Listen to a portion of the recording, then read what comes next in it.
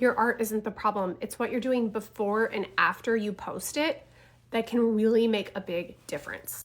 I see so many artists focus on the post itself, getting the right lighting, making a really fancy reel, getting beautiful pictures. And while all of that does matter, that is not the only thing that matters. And I think a lot of artists lose track of this and they're not focusing on what they can be doing before and after to really drive sales. So here's how I think about it. Before you post the piece or the collection, you really need to do a little bit of setup.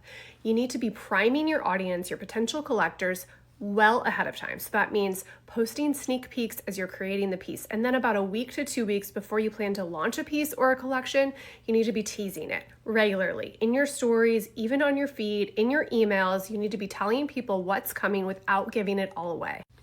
What I like to do is give a sneak peek ahead of time via email to my email subscribers. So if you have an email list, this is a really great way to build trust, to build connection and community, and to get some sales ahead of the official launch. This builds anticipation, this builds connection with your community, and it's a really good way to drive kind of that anticipation.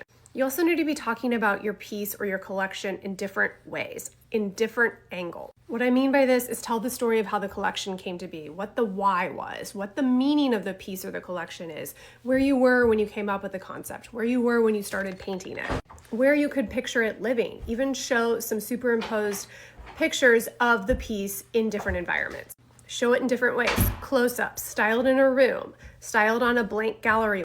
And then let's talk about engagement. Are you doing anything to engage with others before and after you post? Because if you're not, you're missing out on a huge opportunity. It's a really good practice to comment, like, and share stories before you actually post on your own feed, as well as after you post. So I like to spend about 20 minutes engaging with people I follow, especially other interior designers, brands, people that are kind of in my niche without being direct competitors. I like to do that before I post as well as after. It signals to the algorithm that you are alive and well, you are using its features, and it usually pushes your content out to more people. The truth of the matter is most people don't buy your work after seeing it one time. They've got to see it multiple times in multiple ways, and they've got to feel like it's special, like there's anticipation around it, and you've really brought them along on the journey. If this is a helpful tip, I want you to hit the follow button and stay tuned for more tips for artists like this one.